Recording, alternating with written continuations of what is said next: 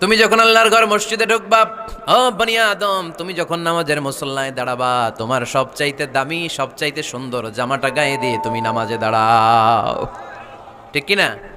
তাহলে এখন মসজিদে যাওয়ার সময় কি গায়ে দিয়ে যাবেন বলেন?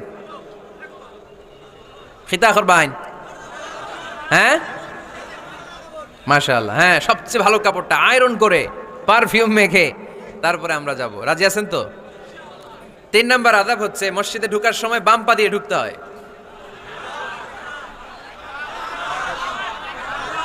কোন পা? আরো জোরে।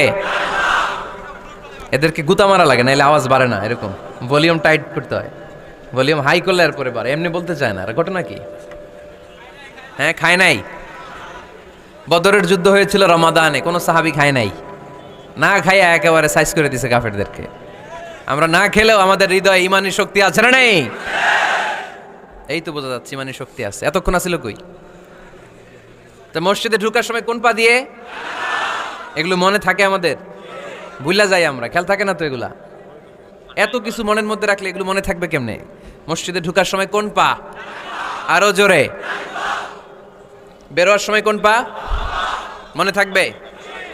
মসজিদে যখন ঢুকবেন ডান পা দিয়ে ঢুকবেন, আর দোয়া পড়বেন, আউযু বিল্লাহিল আযীম ওয়া বিওয়াজহিল কারীম ওয়া সুলতানিহিল কদীম মিনাশ শাইতানির রাজীম।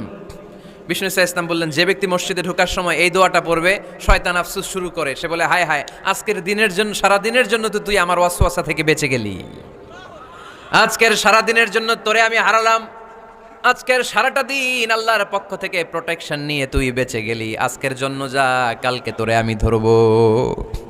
এজন্য এই দোয়াটা পড়ার দরকার আছে না? আউযু বিল্লাহিল আযীম ওয়া বিওয়াজহিল কারীম ওয়া সুলতানিহিল কদীম মিনাশ শাইতানির রাজীম। 4টা বাক্যের দোয়া। মুখস্থ করতে কষ্ট হলে যে ইউটিউবে চলে যাবে আজকেই, ওখান থেকে শুনে আপনারা মুখস্থ করে নেবেন, এই দোয়াটা পড়বেন, তাহলে ওই দিনের জন্য শয়তানের ওয়াসওয়াসা, টেম্পটেশন, প্রভোকেশন থেকে আপনি আল্লাহ তাআলার প্রোটেকশনে চলে গেলেন। সুবহানাল্লাহ পড়েন। তারপর আল্লাহর হাবিব বললেন, ঢোকার আগে আমারে সালাম দাও। পড়বেন, আসসালামু আলাইকা আইয়ুহান নাবিয়্যু ওয়া রাহমাতুল্লাহি ওয়া বারাকাত। এই 2টা জিনিস যখন করে ফেললেন, তখন ডান পা দিয়ে পড়বেন, আল্লাহুম্মা ফতাহলি আবওয়াবা রাহমাতিক। সুবহানাল্লাহ পড়েন। আল্লাহুম্মা ফতাহলি, ও আল্লাহ আমার জন্য তুমি খুলে দাও আবওয়াবা রাহমাতিক, তোমার রহমতের দরজা।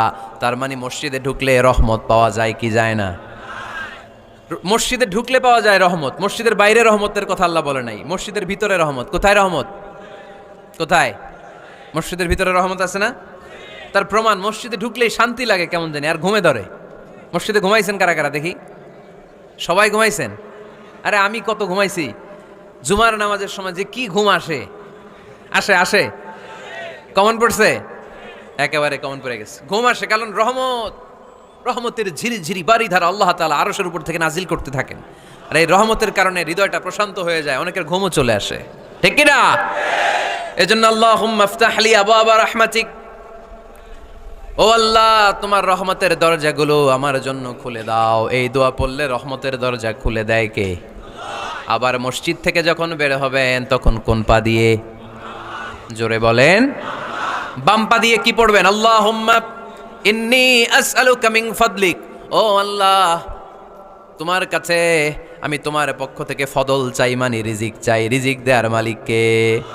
তার মানে খুব সোজা সাপটা কথা হচ্ছে, মসজিদের ভিতরে পাওয়া যায় রহমত, আর বাইরে পাওয়া যায় ফদল বা রিজিক। বাইরে পাওয়া যায় কি? রিজিক। মসজিদের ভিতরে রিজিক আছে, তার মানে সারাদিন মসজিদে বসে থাকলে রিজিক মিলবে। নামাজের সময় নামাজ পড়তে হবে, কাজের সময় কাজ করতে হবে, এটাই হচ্ছে ইসলামের বিধান। নামাজের সময় নামাজ, কাজের সময়, আমি প্রশ্ন করব, আওয়াজ করে উত্তর দেন। নামাজের সময়, কাজের সময়, নামাজের সময়, কাজের সময়, এটা মনে থাকবে। এজন্য আল্লাহ বলেন, ফাইদা কুদিয়াতিস সালাতু ফান্তাশিরু ফিল আরদি ওয়াবতাগু মিন ফাদলিল্লাহ। যখন তোমাদের সালাত শেষ হয়ে যায়, আল্লাহর রিজিক অন্বেষণের জন্য আল্লাহর জমিনে তোমরা ছড়িয়ে যাও। নামাজের সময় আসবেন, নামাজ শেষ বের হয়ে যান। ফান্তাশিরু ফিল আরদ, জমিনে ছড়িয়ে পড়ো। নামাজ শেষ, চেয়ারম্যান সাহেব চলে যাবে ইউনিয়ন পরিষদের ভেতরে, ছাত্ররা চলে যাবে হাই স্কুলে, মেম্বার অফ দ্য পার্লামেন্ট চলে যাবে সংসদে, সেনাবাহিনীর লোকেরা চলে যাবে ক্যান্টনমেন্টে, ব্যবসায়ীরা চলে যাবে তাদের বাজারে, সিএনজি ওয়ালারা সিএনজি নিয়ে ব্যবসা শুরু করবে, রাস্তায় নেমে যাবে, চিল্লায় বলেন ঠিক কিনা? এটাই ইসলামের বিধান। নামাজের সময় নামাজ, কাজের সময়। আচ্ছা, তাহলে প্রথম সুন্নাত পেলাম, পবিত্র হয়ে ঢুকবো, ভালো জামা পরে ঢুকবো 2 নাম্বার। 3 নাম্বার, ঢুকার সময় কোন পা, বের হওয়ার সময়। 4 নাম্বার, মসজিদে ঢুকে 2 রাকাত। মসজিদে ঢুকে কয় রাকাত পড়েন আপনারা? তাহিয়াতুল মসজিদ, মসজিদে আপনি ওয়েলকাম জানাবেন, ঢুকেই 2 রাকাত পড়বেন, ওযু করলেই 2 রাকাত।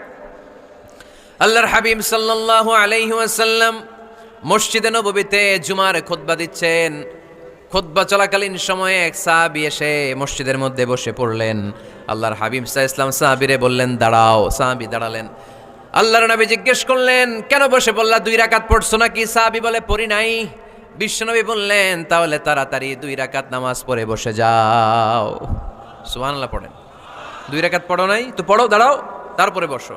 দেখেন খুতবা চলাকালীন সময়ে আমাদের খতিবরা কখনো খুতবা থামায়? কথা বুঝেন নাই? জুমার খুতবা আপনারা শুনেন না? খুতবা চলতেছে, ওই মুহূর্তে ইমাম সাহেবরা কখনো খুতবা থামায়? মাঝখানে কোনো ঝামেলা হইলে থামায় না। প্রথম খুতবা শেষ, বসে, তারপরে দ্বিতীয় খুতবা। খুতবার মাঝখানে কোনো থামাথামি নাই। কিন্তু আল্লাহর হাবিব সাল্লাল্লাহু আলাইহি সাল্লাম কেমন খতিব ছিলেন দেখেন। আল্লাহর হাবিব সাল্লাল্লাহু আলাইহি ইসলামের খুতবা দেওয়ার স্টাইল অ্যান্ড অ্যাটিটিউড এবং আমাদের খুতবা দেওয়ার স্টাইল অ্যান্ড অ্যাটিটিউড, আল্লাহ রাসূল সাল্লাল্লাহু আলাইহি ইসলামেরটা কত প্রাণবন্ত ছিল। আল্লাহ রাসূল সাল্লাল্লাহু আলাইহি ইসলাম সোসাইটি ওরিয়েন্টেড একজন পার্সোনালিটি ছিলেন, সমাজের মানুষ কেন্দ্রিক, খুব সামাজিক ছিলেন আল্লাহ রাসূল সাল্লাল্লাহু আলাইহি ইসলাম। তিনি দেখলেন একজন বসে পড়ছে, উনি খুতবা থামায় দিলেন। জুমার খুতবা থামায় বলেন এই নামাজ পড়ছো না, পড়ো 2 রাকাত পড়ো। আবার খুতবা শুরু করলেন। সুবহানাল্লাহ পড়বেন না? একবার তিনি খুতবা দিচ্ছেন, দেখলেন আল্লাহ রাসূল সাল্লাল্লাহু আলাইহি ইসলামের 2 জন নাতি হাসান আর হুসাইন রাদিয়াল্লাহু তাআলা আনহুমা, ছোট্ট মানুষ, কাতারের ভিতরে ঢুকে কোনো সাহাবী টুপি টান দেয়, কারো পাগড়ি ধরে টান দেয়, একজন এদিকে দৌড় দেয়, আরেকজন ওদিকে দৌড় দেয়। মসজিদে একটা ডিস্টার্ব হচ্ছে। আল্লাহর হাবিব সাল্লাল্লাহু আলাইহি ইসলাম খুতবা থামিয়ে দিলেন, মিম্বার থেকে নেমে আসলেন, 2 নাতিকে 2 হাতে ধরলেন, ধরে আস্তে করে জান্নাতের এই 2 সর্দারকে নিয়ে মিম্বারের উপরে দাঁড়ালেন। এই হাতে এই নাতি, ওই হাতে আরেক নাতি। এরপর দাঁড়িয়ে দাঁড়িয়ে তিনি বাকি খুতবা দিলেন। পড়েন সুবহানাল্লাহ। কত প্রাণবন্ত খুতবা। উনিও খুতবা দিতেন, আমরাও খুতবা দেই। আল্লাহর হাবিব সাল্লাল্লাহু আলাইহি ওয়াসাল্লাম খুতবা দিচ্ছেন, এক সাহাবী এসে বলল ইয়া রাসূলুল্লাহ, মদিনায় দুর্ভিক্ষ, বৃষ্টি নাই, আপনি বৃষ্টির দোয়া করেন। রাসূল সাল্লাল্লাহু আলাইহি ওয়াসাল্লাম খুতবা থামায় দিলেন, থামায় দিয়ে দোয়া শুরু করলেন। আল্লাহুম্মা আসকিনা গাইসান মুগীসান মারিআন মুরিআন নাফিআন গায়রা দার আজিলান গায়রা আজল। আল্লাহ উপকারে বৃষ্টি দেন, যে বৃষ্টিতে আমাদের ফসল জন্মাবে, সবুজ ঘাস লতা পাতা জন্মাবে, আমাদের গবাদি পশুর রিজিক বাড়বে, এরকম উপকারী বৃষ্টি আমাদেরকে দিয়ে মদিনাটারে ধন্য করে দেন। বৃষ্টি শুরু হলো। জুমাবার বৃষ্টি, শনি রবি সোম মঙ্গল বুধ বৃহস্পতি শুক্র, টানা 7 দিন বৃষ্টি। এবার বৃষ্টির চোটে মদিনায় বন্যা হয়ে গেছে। এতদিনে দুর্ভিক্ষ, এতদিনে কি? এখন বৃষ্টির বরকতের দোয়া করছে, বৃষ্টিতে এবার বন্যা। যেই সাহাবী বৃষ্টির জন্য দোয়া করতে বলেছিলেন, পরের জুমাবারের খুতবার সময় এসে ওই সাহাবী বলেন ইয়া রাসূলুল্লাহ, আবার খুতবার মাঝখানে ইয়া রাসূলুল্লাহ, আর বৃষ্টির দরকার নাই, আর দরকার নাই, এবার বৃষ্টি বন্ধের দোয়া করেন।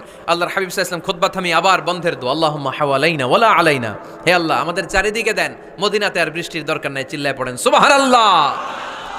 এজন্য খতিব হবে এরকম প্রাণবন্ত খতিব।